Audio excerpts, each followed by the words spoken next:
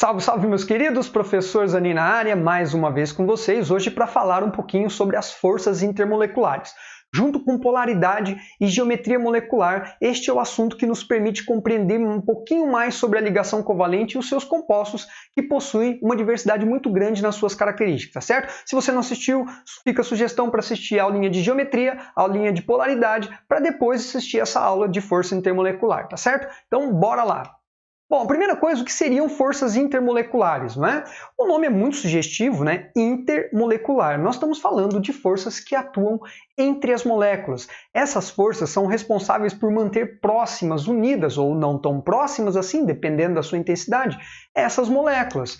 Isso vai gerar uma consequência nessas substâncias, especificamente no seu ponto de fusão, no seu ponto de ebulição e, consequentemente, no seu estado físico. É fato que essas forças também vão ser responsáveis ou vão contribuir para determinadas outras propriedades, como a tensão superficial, como viscosidade, capilaridade. Nós vamos fazer uma aulinha específica destas propriedades que são intensificadas ou diminuídas pela ação dessas forças intermoleculares, tá certo? Então bora lá também conhecer um pouquinho de cada tipo, como é possível essas moléculas interagirem através dessas forças intermoleculares.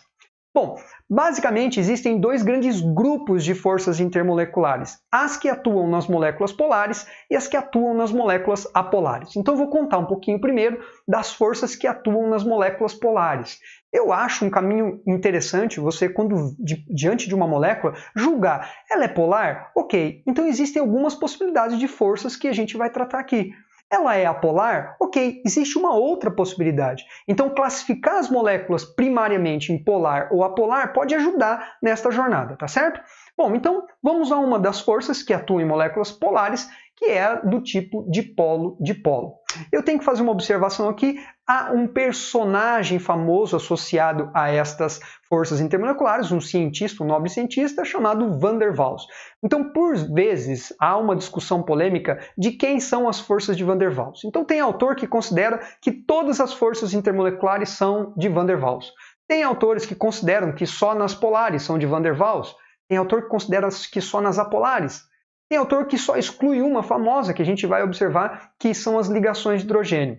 Então, todas as vezes que você verificar em um exercício o termo Van der Waals, tome com bastante cuidado, tá certo? De forma geral, a força de Van der Waals está associada às forças mais fracas de intensidade, tá bom? Então, bora lá. Essas do tipo dipolo-dipolo, elas acontecem especificamente em moléculas que são polares. Para isso, eu vou trazer aqui uma molécula polar, o HCl, né, uma molécula diatômica, com uma substância composta, ou seja, formada por elementos diferentes, portanto, necessariamente ela tem um dipolo elétrico aqui, ela tem densidade eletrônica deslocada aqui para o átomo de cloro, portanto, existem cargas parciais. Então, se eu pegar uma outra molécula de HCl, obviamente ela também será polarizada e também tem o mesmo dipolo elétrico. Lembra, o vetor resultante, né, do momento dipolar é diferente de zero, portanto elas são apolares, né?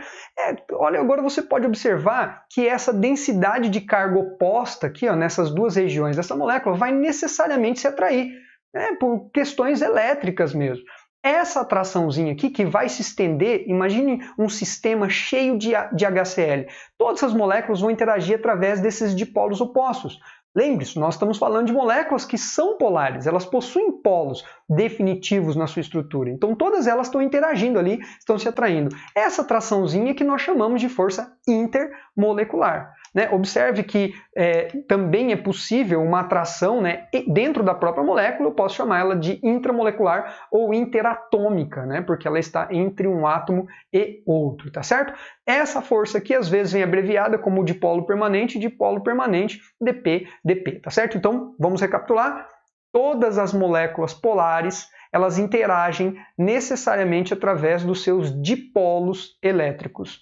Em oposição, o polo positivo atrai o polo negativo. É uma força relativamente forte e é responsável por fazer com que ponto de fusão, ponto de ebulição seja relativamente elevado nos compostos covalentes, tá certo? Agora, há um caso especialíssimo que atua em moléculas polares, que é a famosa ligação de hidrogênio, Também eu já ouvi ver em alguns vestibulares e alguns autores usando o termo ponte de hidrogênio, apesar de não ser adequado o termo ponte de hidrogênio, é comum você observar o termo. Mais correto seria ligações de hidrogênio. Já explico por quê. As ligações de hidrogênio elas acometem moléculas que são polares, tá certo? Só que tem uma característica específica nessa atuação, não é?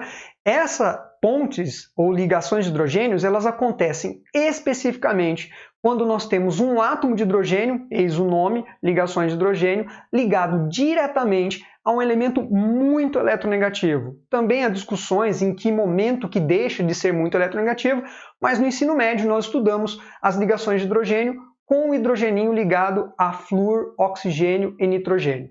Então, quando o hidrogênio está ligado diretamente ou a flúor, ou ao oxigênio, ou ao nitrogênio, famoso FON, as forças que vão atuar entre uma molécula e outra, elas são chamadas de ligações de hidrogênio. Eu não chamo mais de polo permanente, eu chamo ela de ligação de hidrogênio, tá certo? Eu vou trazer aqui uma molécula, né, que é sabidamente polarizada, que é a molécula de água.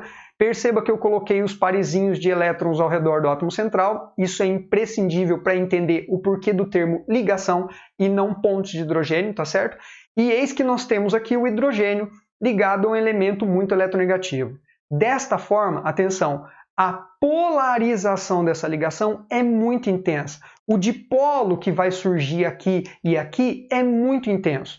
Então, ok, eu poderia chamar de um dipolo, mas é tão forte, tão pronunciado isto, que existe até uma representação específica para essa ligação de hidrogênio. Normalmente a gente representa esses tracinhos assim para indicar a existência dessa força que é muito intensa, tá certo? Então você vai ter aqui também as famosas ligações de hidrogênio. Perceba o seguinte, por que isso chama-se ligação de hidrogênio?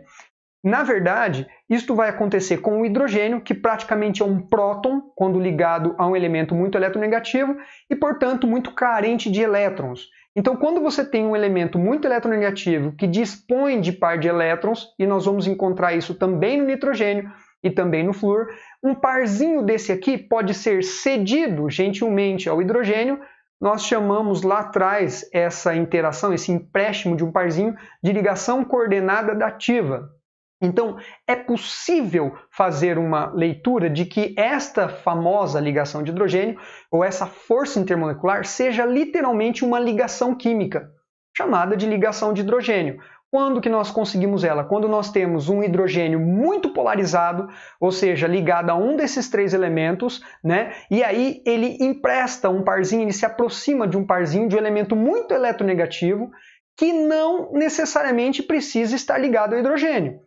Então, este hidrogênio ele precisa estar ligado ao FON, mas este oxigênio não precisa estar ligado ao hidrogênio. Eu vou mostrar um caso para você, tá certo? É uma força muito forte e aí ela tem quase a intensidade de uma ligação química, essa ligação coordenada dativa, tá certo? Fica a sugestão, caso você não tenha assistido a aulinha de ligação covalente dativa, para que você possa compreendê-lo com um pouco mais de profundidade, beleza?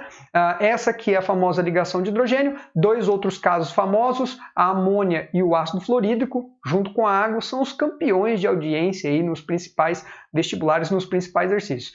O nitrogênio também está ligado ao hidrogênio e entre moléculas de amônia vai ocorrer as pontes de hidrogênio. No caso do HF também. Perceba que na água, cada molécula tem não só dois hidrogênios, mas também tem dois pares de elétrons no oxigênio. Então, uma única molécula de água, ela pode promover duas pontes de hidrogênio e receber duas pontes de hidrogênio. Por isso, uma molécula tão pequenininha, de massa tão pequenininha, se encontra no estado líquido à temperatura ambiente, porque as forças de atração entre essas moléculas são muito elevadas, são muito intensas, as famosas ligações de hidrogênio, tá certo? Eu quero mostrar um caso para vocês. Olha, eu peguei água aqui e aqui está uma substância que é o metanal, né? Se em águas, como nós vamos misturar, nós temos uma mistura comercialmente chamada de formol, quando tem 40% dessa substância aqui. Isso aqui é um aldeído, né? E perceba, nós temos o hidrogênio com a condição de fazer ponte de hidrogênio muito polarizado, e nesta molécula aqui embaixo do aldeído, nós não temos a condição de fazer ponte de hidrogênio, porque o hidrogênio não está ligado ou ao oxigênio, ou a flúor, ou a nitrogênio. Porém, O hidrogeninho da água tem. Então ocorre a formação da ponte de hidrogênio da água para com o aldeído, entendeu? O aldeído está fazendo um dipolo permanente com a água, mas a água está fazendo uma ponte de hidrogênio com o aldeído. É possível fazer essa combinação das forças. Assim que eu mostrar a próxima força, eu mostro também que é possível fazer combinações de dipolo permanente com dipolo instantâneo, ponte de hidrogênio com dipolo permanente e assim por diante, tá certo? Então, só recapitulando, qual é a condição para ter ligação de hidrogênio? Ter uma molécula com o hidrogênio ligado a um desses três elementos muito eletronegativos, o FON, para que ele fique muito polarizado. E aí, este hidrogênio, agora muito eletropositivo, ele vai se aproximar de pares de elétrons de elemento muito eletronegativos, tá certo? Uma molécula precisa, mas a outra basta ter um desses três elementos e não necessariamente o hidrogênio ligado a ele. É o caso aqui da ligação de hidrogênio da água para com o aldeído aqui em questão, tá certo? Beleza?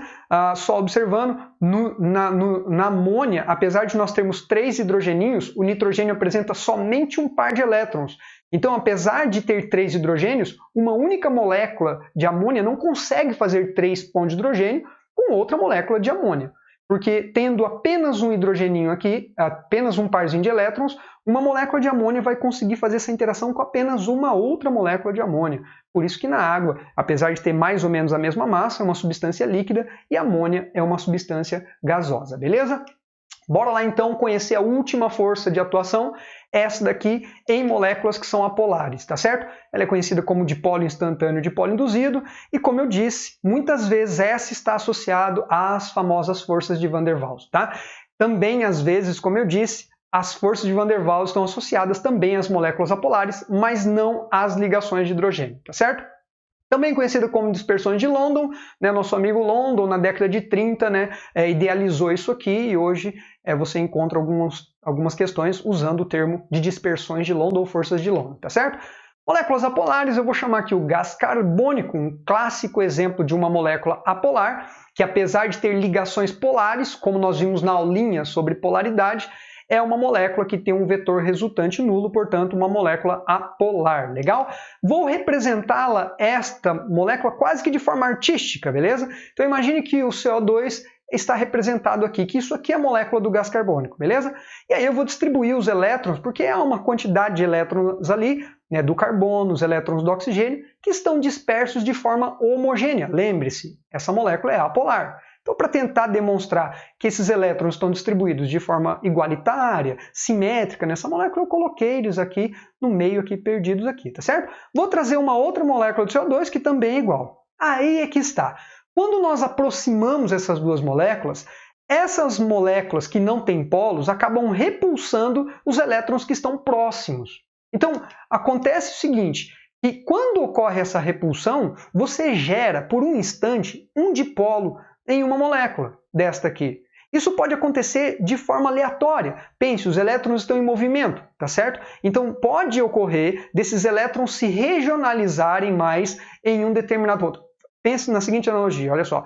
Os planetas estão girando ao redor do Sol, ok? E de forma aleatória, cada um na sua órbita, né? Passa um aqui, outro ali, mas inevitavelmente uma hora eles se encontram.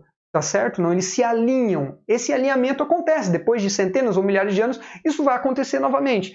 Aqui é a mesma coisa. Os elétrons estão orbitando o núcleo e, eventualmente, eles se alinham. Quando eles se alinham, eles vão gerar o que a gente chama de um dipolo instantâneo. Olha só, um dipolo instantâneo. Então, por um intervalo de tempo muito pequeno, por um instante, você vai ter uma polarização desta molécula. Não é uma molécula polar. É um dipolo instantâneo, mas vai ocorrer a formação de uma densidade eletrônica aqui, uma carga parcial negativa aqui, uma carga parcial positiva aqui. Assim como os planetas eles passam, se alinham e depois já se desalinham aqui também. Mas esta molécula, quando ela é próxima de outra, o que ela vai fazer? Essa densidade eletrônica aqui enorme deste ladinho vai repulsar esses elétrons aqui que vão lá para o outro lado, fazendo com que aquela molécula agora, de forma induzida, também tenha este dipolo. Então vai lá, volta tudo. Uma molécula apolar, ela pode ter um dipolo instantâneo por causa do movimento dessa densidade eletrônica, o movimento desse elétron desordenado pode alinhar esses elétrons por um instante. esse dipolo instantâneo vai induzir outra molécula a se comportar da mesma forma e desta forma, tendo ambas as moléculas dipolos instantâneos e induzidos, quer dizer, tendo cargas parciais opositórias, pode ocorrer uma atraçãozinha aqui. Essa atração é a famosa atração dipolo instantâneo, dipolo induzido, tá certo? Então uma molécula sofreu um dipolo por um instante, ela acabou induzindo a outra, esse dipolo induzido se atraiu o dipolo instantâneo, tá certo? Agora, essa molécula induzida, ela pode induzir outra e assim por diante. São forças fraquinhas, vai depender de tamanho da molécula, da área de contato, né? Vai depender do formato geométrico dessa molécula, vai depender de inúmeras coisas, mas são forças bem fraquinhas essas dipolo instantâneo. Mas toda molécula apolar contém essas forças. E também, lembrando e cuidado, uma molécula que é polar, ela tem o dipolo permanente, óbvio, garantido, e ela também tem o dipolo instantâneo como consequência. Então a molécula tem uma força forte, ela também tem as forças fraquinhas, tá certo? Então se eu disser que na água tem dipolo instantâneo, tem, porque os elétrons estão em movimento e pode ir lá determinar uma polarização maior naquela molécula lá, tá bom?